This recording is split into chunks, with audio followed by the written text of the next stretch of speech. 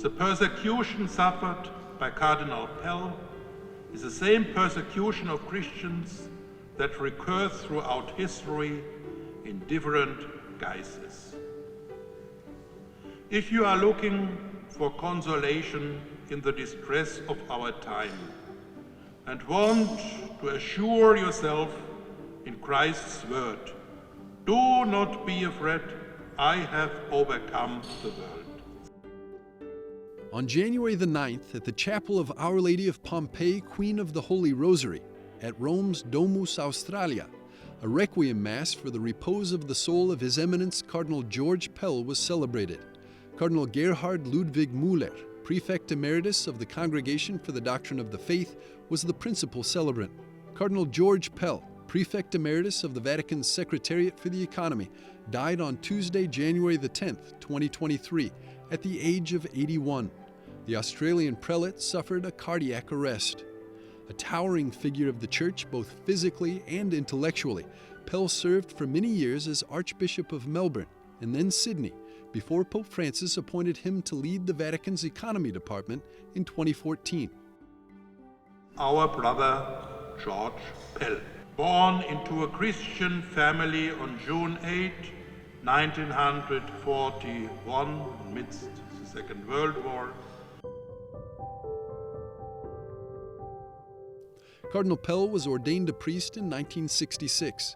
He was made an auxiliary bishop of Melbourne in 1987, and 9 years later, he was named Archbishop of Melbourne. The Australian was made a cardinal by Pope John Paul II in October of 2003, while he was Archbishop of Sydney.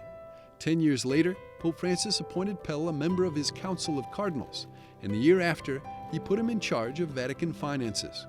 2017 brought the darkest chapter in Pell's life.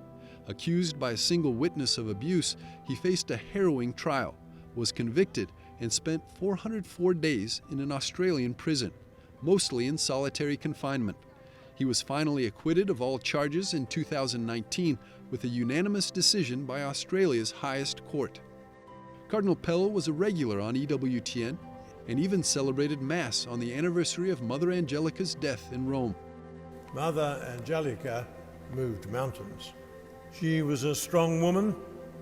What do you think is the most important thing that the Church needs to communicate to people today? Well, interesting, I think it is the importance of faith. That the one true God exists, that He loves us. Cardinal Pell gave one of his last known TV interviews a week before his death on January the 3rd, 2023, with EWTN, paying tribute to the life and legacy of Pope Benedict XVI, who had died 3 days prior. Cardinal Pell was never one to shy away from calling things as he saw them. But what do you think his legacy should be? Now, what's the role of the Pope? It's not to be the great Catholic preacher, it's not to be the big television star.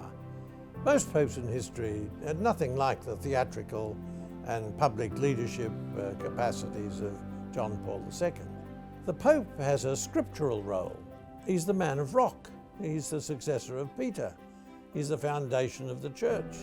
He's the guarantor that the people in the pews are receiving the same teachings that the Christ and the Apostles gave, and that the unity of the Church, 3 or 4 billion Catholics, is built around the figure of Christ and the apostolic tradition.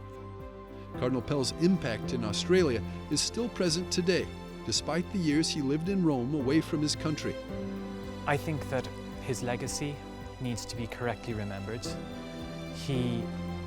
I was going through some of his papers about a week ago, and I saw some of his work on St. Cyprian of Carthage, and that was very consonant with the Cardinal's view of how we should have debate within the Church. We are one Catholic Church, we have one faith, we have one Pope.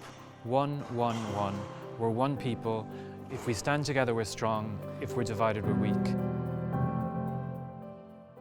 A year after his death, many of Cardinal Pell's teachings remain, in particular his legacy left to the Church and the faithful.